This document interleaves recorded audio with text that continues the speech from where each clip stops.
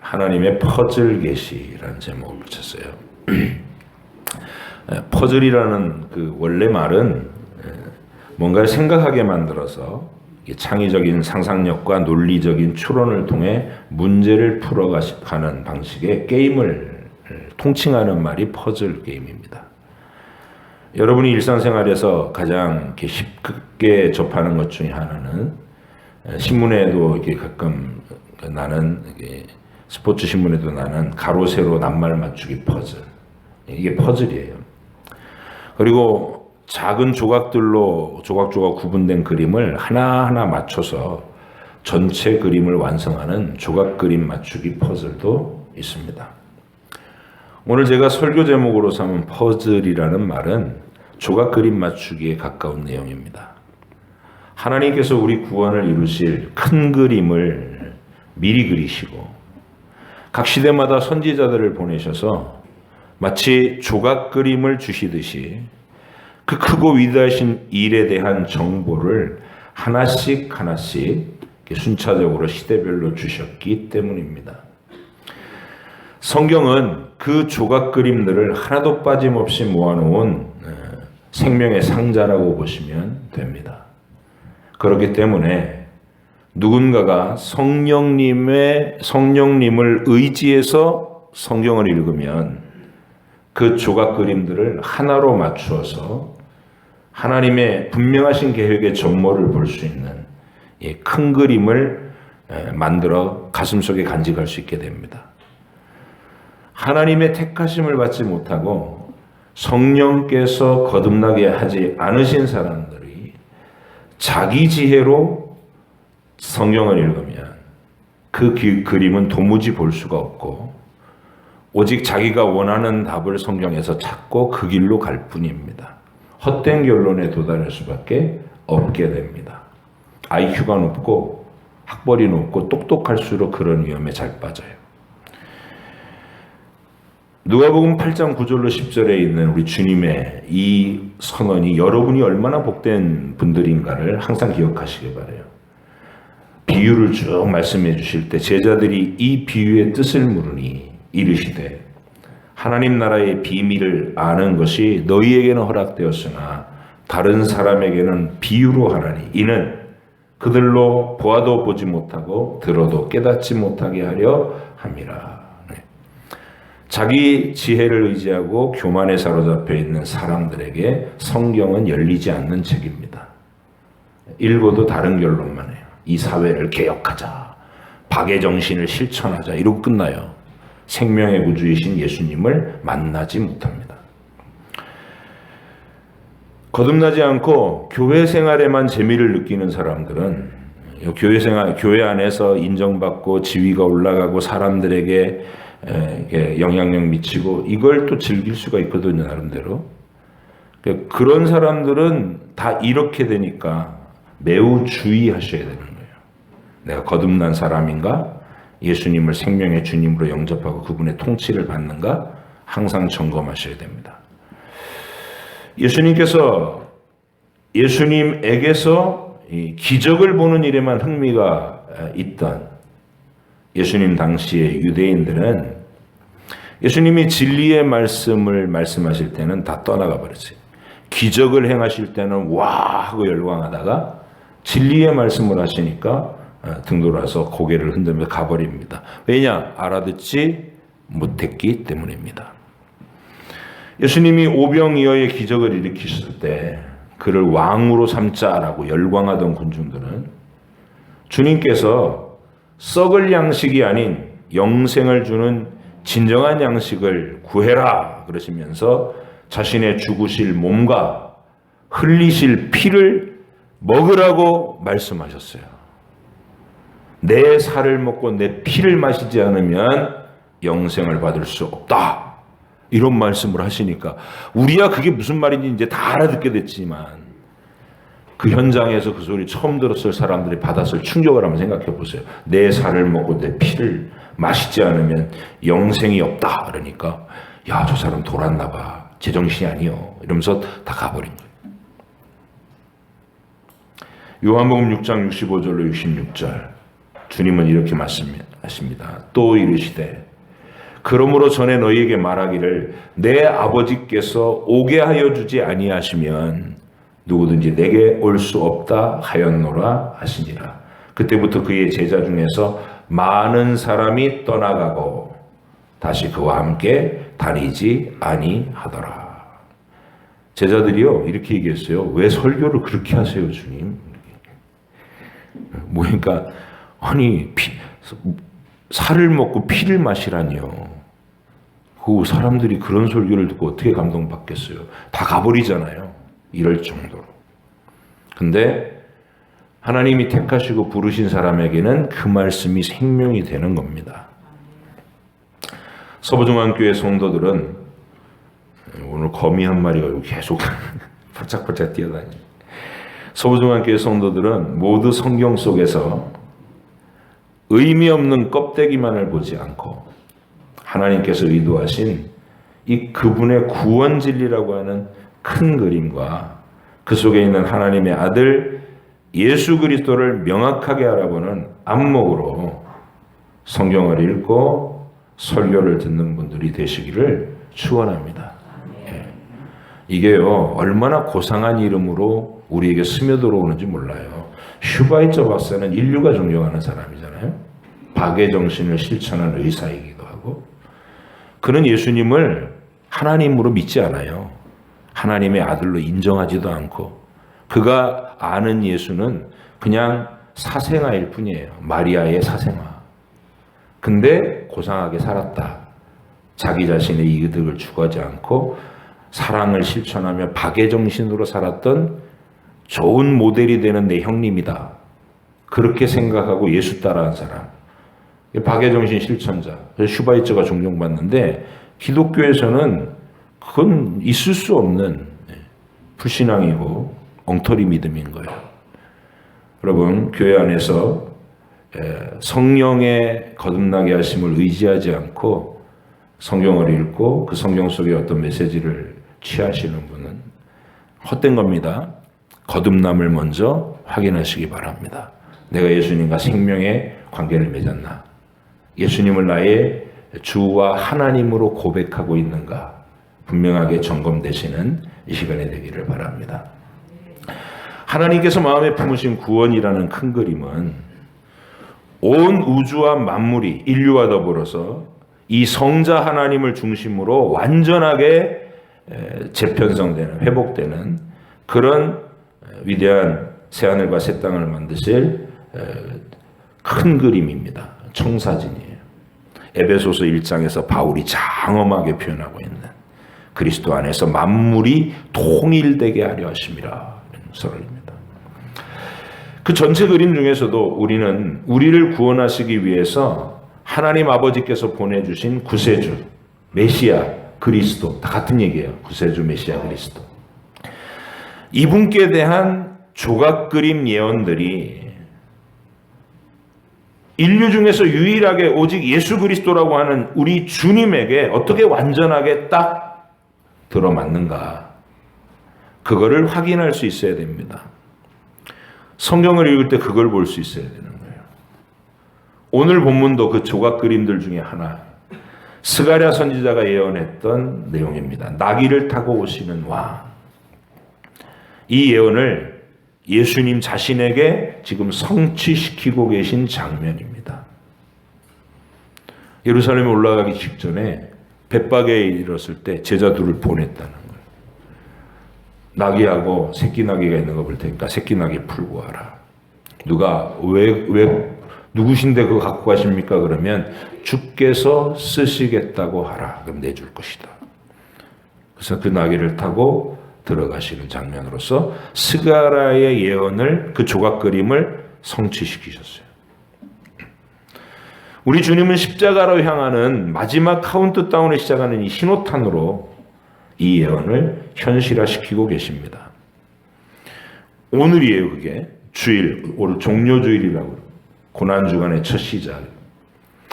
주일에 어린 새끼 나귀를 타고 예루살렘으로 이제 들어가시고, 월요일에는 성전을 정결하게 하시고, 막 거기에서 온갖 이권 집단을 다 몰아내시고, 그리고 화요일에는 막 몰아쳐오는 바리새인들과 논쟁을 하시고,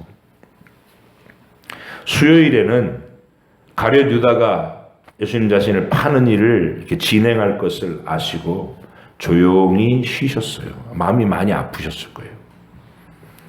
그리고 목요일에 유월절 만찬을 베푸시고 제자들의 발을 씻기시는 일을 한 다음에 겟세마네 동산에 기도하러 나가셔서 피땀 흘리는 기도를 하시고 유다가 데리고 온 군병들에게 잡히십니다. 목요일에 그런 일이 일어나고, 그리고 이제 금요일에 십자가, 오전에 끌려가서 9시에 매달려서 오후 3시에 운명하십니다.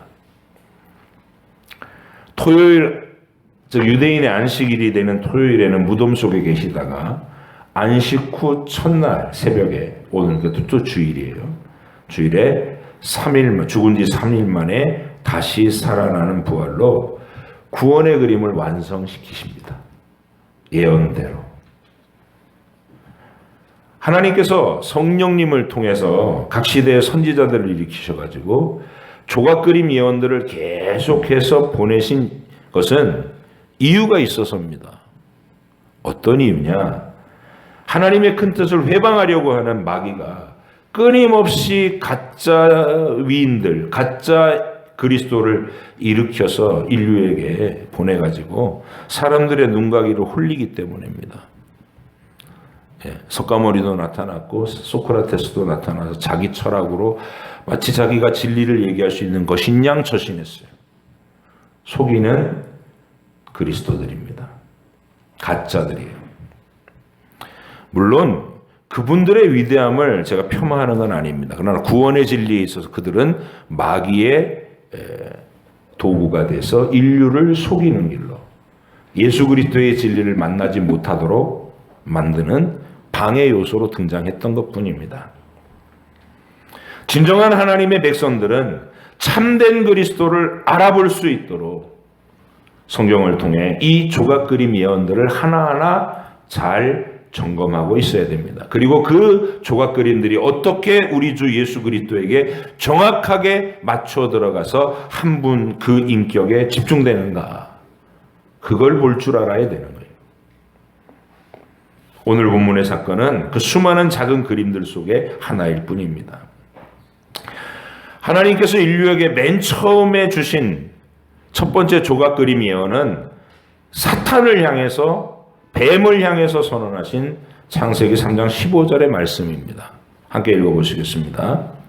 시작. 내가 너로, 여기 사탄입니다. 너는 여자와 원수가 되게 하고 내 후손도 여자의 후손과 원수가 되게 하리니 여자의 후손은 네 머리를 상하게 할 것이요 너는 그의 발꿈치를 상하게 할 것이니라 하시고, 다분히 함축적인 의미로 약간 모호하게 설명하시지만 의미는 분명합니다. 여자의 후손이 뱀의 머리를, 사탄의 권세를 부술 것이고 사탄은 그를 발꿈치를 상하게 하는 위해를 가할 것이지만 승리는 결국 그리스도가 마귀를 멸하시는 것으로 끝난다.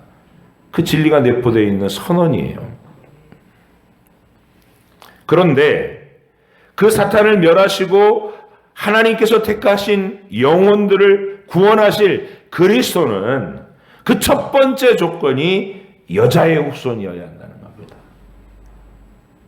인류 중에서는 안 되는 거예요. 여자의 후손이란 남자가 없이 태어나는 사람을 말한다는 거예요. 이게 조건입니다. 아담의 후손인 한 남자와 한 여자 사이에 보통의 결혼하는 방식으로 태어나는 사람은 아무리 위대한 인물이 되어도 결코 인류의 구원자 그리스도가 될 수 없는 것이 이 때문입니다.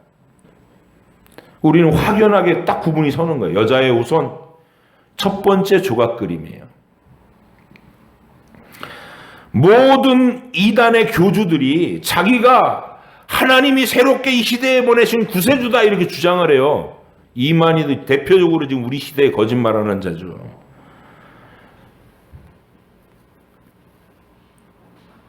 그 사람 조사만 해보면 나와요. 아, 인간 아버지가 있잖아요. 그 인간 아버지하고 똑같이 생겼을걸요 아마?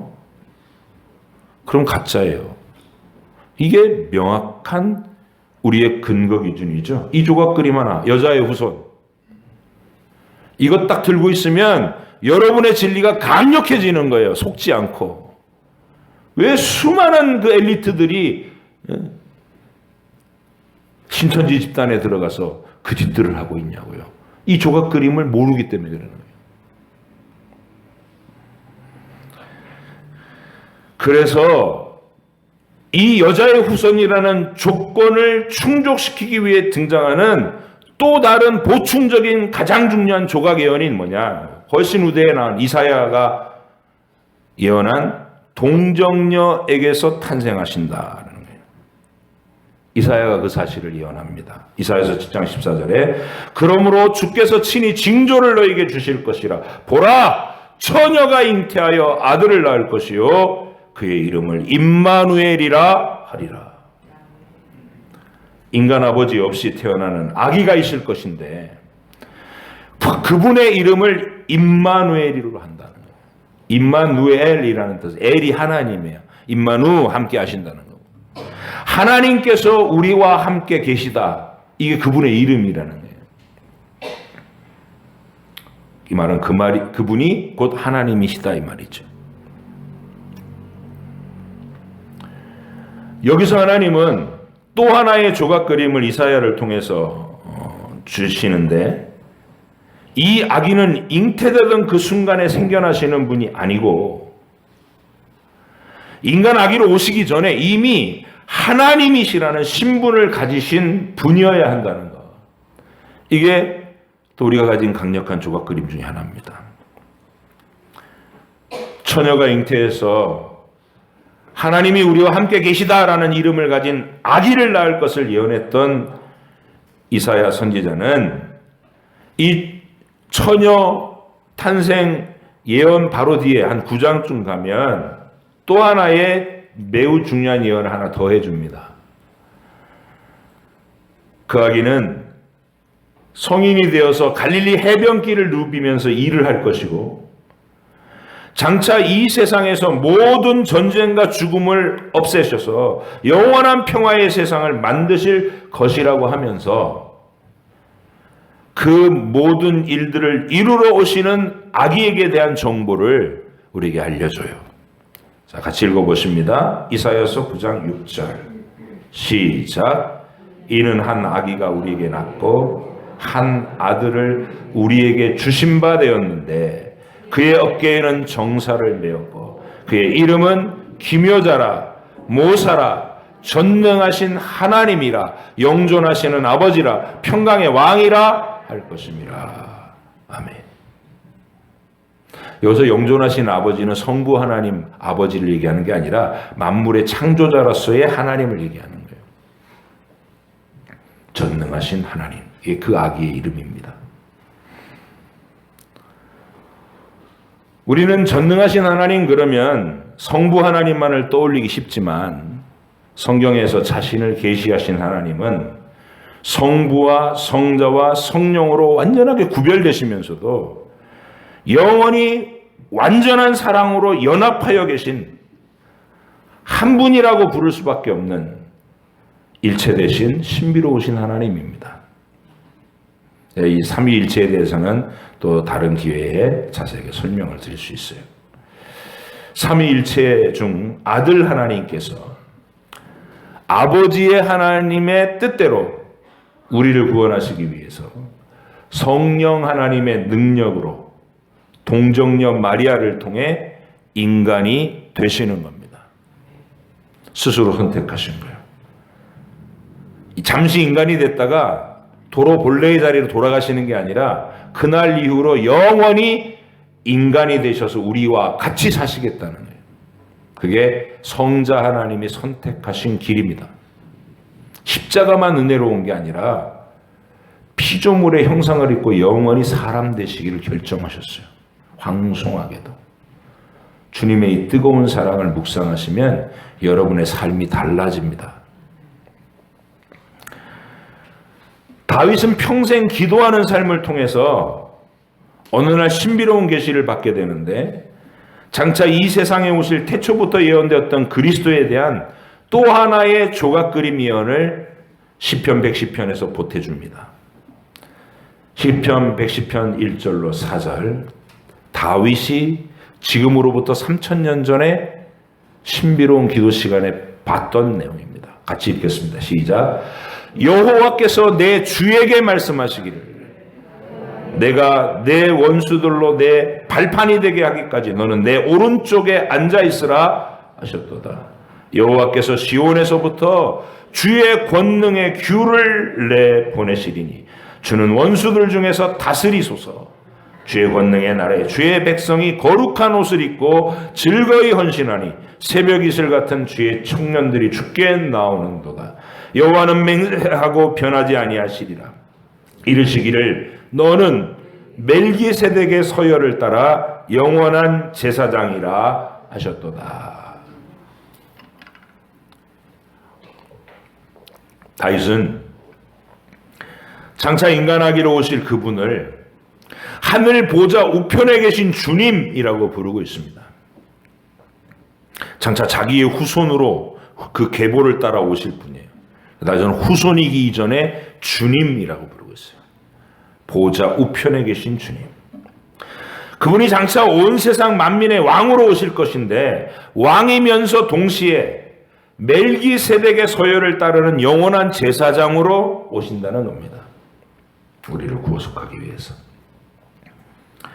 제사장 역할인데 유대인들이 알고 있는 아론 지파 가문이 아닌 다윗의 지파, 유다의 지파 다윗의 자손으로 오셔야 한다는 거.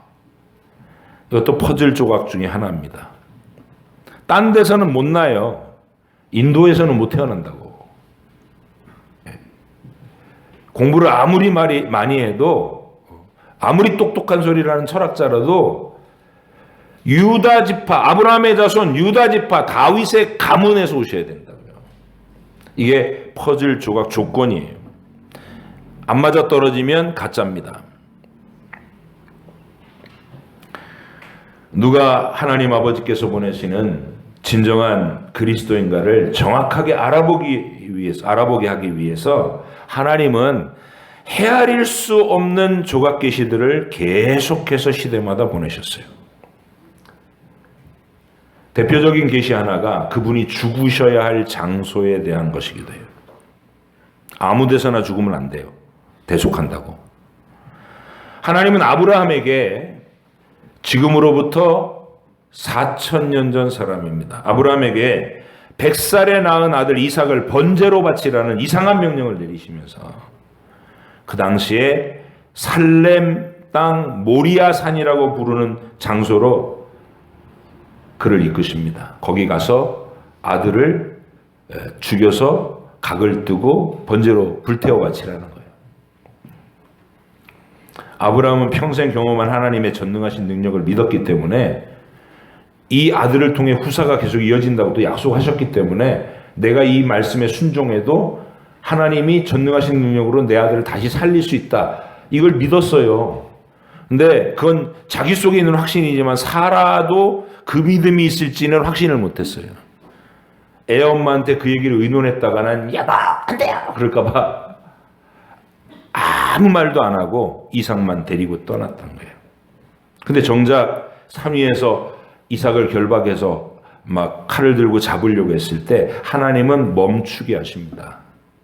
그리고 진짜 내가 너에게 알게 하려는 건 네 아들을 제물로 받겠다는 게 아니라 내가 내 영원한 아들을 내가 택한 인류 가운데 구원할 자들을 위한 영원한 대속 제물로 이 산 위에서 희생시킬 거. 그걸 너한테 알려주려고 그 시험을 한 거다. 순종의 시험을 한 거다. 이렇게 알려줬어요. 그래서 아브라함이 그때부터 그 산을 여호와께서 이 산 위에서 준비하시리라. 여호와 이레라는 말이 그 말이에요. 그 후에 430년 후에 모세를 보내셔서 아브라함 후손들을 이제 어느 정도 민족으로 형성된 아브라함 후손들을 애굽에서 이끌어내 주시죠. 그리고 대략 500년 후가 되는 시점 여호수아가 가나안 땅을 정복할 때 그 아브라함이 시험받고 계시를 받았던 그 모리아산은 여부스 족속이라고 하는 이방인들이 차지하고 있었던 땅이에요. 원래 가나안 족속의 땅이니까 산성이었습니다. 견고한. 여호수아는 그 산을 정복하지 못했습니다. 다시 500여 년의 시간이 더 지나서 다윗이 왕이 되었을 때까지 그 산은 여부스 족속의 요새였을 것뿐입니다. 다윗은 하나님께서 주신 용맹으로 정복하지 못했던 땅들을 마저 정복했는데 여부스족의 산성도 그때 정복했고, 그때 당시에는 그 산이 모리아산이 아니라 시온산이라고 부르고 있어서 그 성을 그때부터 시온성이다, 또 다윗이 점령했다고 다윗성이다, 이렇게 부르기 시작했습니다. 다윗은 아브라함이 계시받았던 그 산의 비밀을 아직 모르고 있었어요. 그때까지만 해도. 그런데 그가 어느 날 인구조사를 하고 자신의 막 세력을 과시하려는 막 마음에 사로잡혀갖고 잘못을 범할 때 하나님께서 큰 징계로 전염병을 보내서 이스라엘 백성 7만 명이 삽시간에 죽어나가는 일이 발생했어요.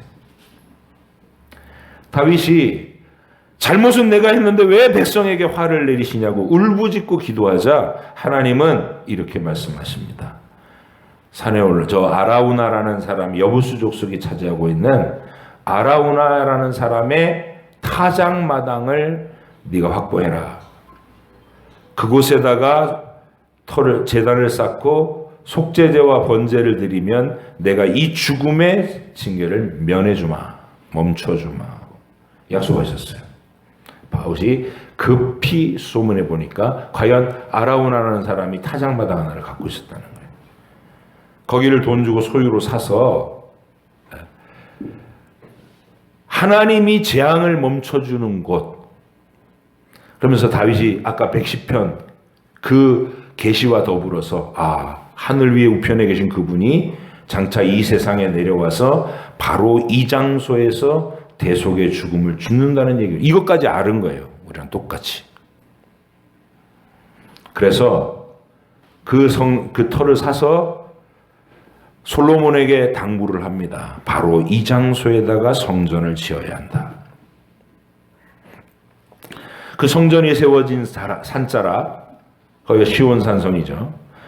그곳에서 하나님의 아들로 오신 임마누엘 아기가 성인이 돼서 영원한 제물로 자신을 희생시켜서 인류를 구원하게 되는 것입니다. 그 산자락을 지금 우리는 골고다 언덕 또는 갈보리 언덕이라고 부릅니다. 그러니까 메시아의 퍼즐 중에 매우 중요한 또 한 가지는 그분이 반드시 다른 데서 죽으면 안 되고 모리아산, 아브라함 때는 모리아산, 다윗 때는 아라우나의 타작마당, 성전이 있던 그 산에 미리 정하신 그 장소에서 대속의 죽음을 죽어야 그분이 그리스도다. 이게 퍼즐 조각이 또 하나 맞춰지는 거예요. 이 외에도 이 조각 그림 퍼즐은 너무 많아서 한 시간의 설교로는 다 말씀드리기 어렵습니다. 하나님 보좌 우편에 계셨던 그 하나님께서 인간 아버지 없이 동정녀로에게서 인간아기로 오셔야 됐고, 그분은 베들레헴에서 탄생하셔야 됐고, 갈릴리 해변길을 주무대로 자라시고 사역하셔야 됐고, 죽는 것은 예루살렘 성전이 있는 바로 그 산자락이어야 한다는 이 조건들을 진정한 메시아는 다 성취시켜야 했던 겁니다. 자신이 사랑을 주고 곁에 두신 제자 중 한 사람에게 은전 30냥에 팔릴 것도 미리 예언되어 있는 조각 그림 중에 하나고, 유다는 자기가 넘겨준 예수님이 죄 없이 십자가에 처형되는 것을 보고 마음에 찔렸어요. 그래갖고 자기가 한 짓을 후회하면서 제사장들한테 돈을 도로 갖다 주니까 안 받아요. 그래서 성전에 내다 던지고 왔는데, 그리고 가서 하나님께 용서를 구하는 기도 대신 목매달아 죽어버려야 되는. 제사장들은 그 돈으로 토기장이의 밭을 사서 연고 없는 자들의 묘지를 삼았어요. 이게 스가랴가 미리 예언한 피바치라 부르는 토기장이의 밭을 살 것이다. 음전 30냥으로. 이것도 미리 예언되어 있는 조각 그림 중 퍼즐 중에 하나입니다. 그 중에 하나라도 어긋나면 그리스도일 수가 없는 거예요. 그리고 그런 일들은 내가 그리스도가 되어야지 하면서 일부러 꼼꼼히 챙겨서 성취시키려고 해도 이미 수천 년 전부터 제시되어 있는 조건들을 자기가 자기 시대에 바꿀 수가 없는 거예요. 그러니까 얼마나 확실한 거냐는 이 진리가. 여러분이 이단에 속을 이유가 없어요. 성경만 제대로 알면. 아브라함의 자손 중에서 그 가운데서 유다 지파 속에서 다윗의 가족 속에 태어나는 사람이어야 하고 태어날 장소는 반드시 베들레헴이어야 하고 자라고 활동할 장소는 갈릴리여야 하고 죽어야 할 곳은 예루살렘. 이런 조건을 어떻게 인위적으로 맞추냐고요. 그죠? 그 누구도 흉내낼 수 없어요. 오직 그분만이. 십자가에서 달려 죽으시는 과정에서도 수많은 퍼즐 예언들이 이미 존재해요. 그냥 끌려가서 죽임을 당하면 그걸로 되는 그게 아니에요. 그 퍼즐들이 다 미리 예고된 이 내용들이 있어. 하나님이 예고해 놓으신 조각 예언들이. 그걸 다 성취시키면서 죽어야 인류를 구원할 구세주로 인정되는 겁니다. 십자가 위에서 이루시는 퍼즐 예언은 이번 주 금요일 고난 예배를 통해서 더 살펴보겠습니다. 우리는 이 상세한 예언들을 다 성취시키면서 우리의 구세주로 오신 예수님을 참된 믿음으로 영접한 행복한 사람들입니다. 교회를 다닌다는 것은 이 진리를 만난다는 거예요. 오늘은 그 주님께서 퍼즐 예언 중에 하나였던 새끼나귀를 타고 예루살렘으로 이 대속의 죽음을 죽기 위해서 올라가신 첫날입니다. 이번 한 주간 우리는 그분의 고난의 여정을 묵상하시면서 금식을 하거나 새벽에 성경을 읽으며 생활하는 이 삶을 또 새롭게 시작하거나 하면서 이 한 주간을 보낼 겁니다. 나를 위해서 십자가 위에서 죽으신 주님의 그 크고 위대하신 행적을 따라가면서 저와 여러분 마음속에 2022년도 고난주간과 부활절에 주를 향한 뜨거운 사랑이 회복되는 아름다운 시간이 되기를 바랍니다. 그동안 코로나 때문에 집에서 영상으로 참여하시는 분들도 내일부터는 힘써 나오셔서 다 함께 하나님의 크고 위대한 구원의 진리인 성경을 매일 읽고 그 속에서 그분을 생생하게 만나고 만지고 함께 동행하는 그런 삶을 이제 실천하고 또 누려갈 수 있기를 간절히 바랍니다. 기도하겠습니다.